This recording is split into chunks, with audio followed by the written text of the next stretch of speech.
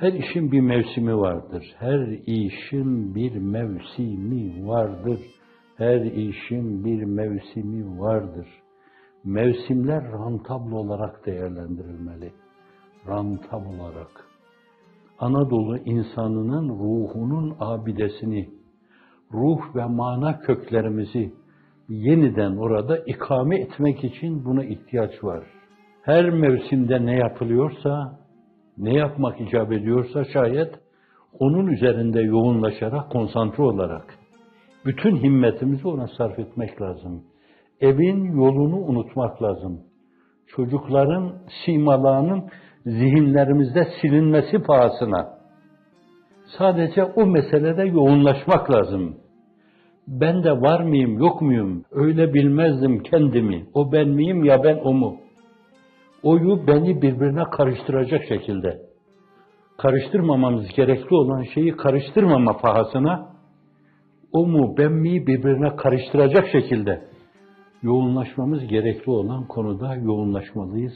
Konsantre olmalıyız. Allah'ın izni inayetiyle. Bu Allah'a karşı fiilen sunulmuş öyle icabete şayeste bir duadır ki Allah böyle duaları hiçbir zaman geriye çevirmemiş. Bu yolda yürüyenleri de hiçbir zaman yolda bırakmamıştır.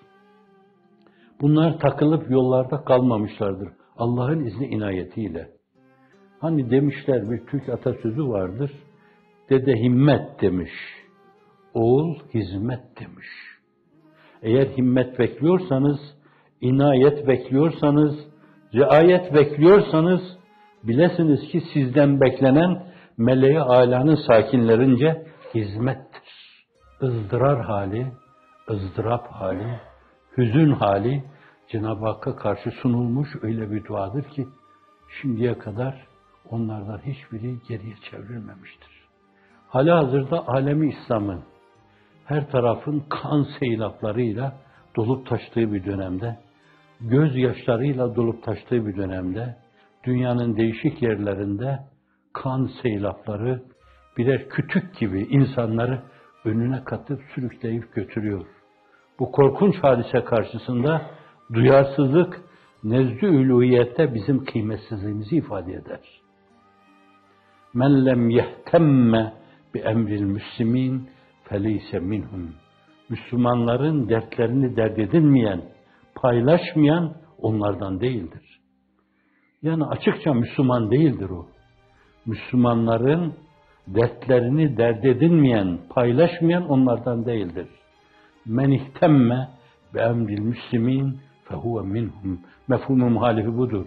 Bir kimse Müslümanların dertlerini paylaşıyorsa, yaşıyorsa, acılarını içinde duyuyorsa, ızdıraplarına gözyaşı döküyorsa, yıkılan her şey onun içinde de bazı şeylerin yıkılması şeklinde kendisini hissettiriyorsa, işte o Müslümanlardandır. Arkadaşlarımızın bu çizgide Müslüman olduğunda tereddüdüm, şüphem yok. Fakat bizim her zaman bu istikamette bir yönüyle teyide, rehabilitasyona ihtiyacımız vardır. Her an değişik çifte ve tekme yediğimizden dolayı bence buna ihtiyacımız var. O da çıktı. Ateş düştüğü yeri yakar. Biz ona bencillik dedik, egoizma dedik. Ateş nereye düşerse beni yakar. Mümince düşüncenin ifadesi budur. Ateş nereye düştüyse beni yakar.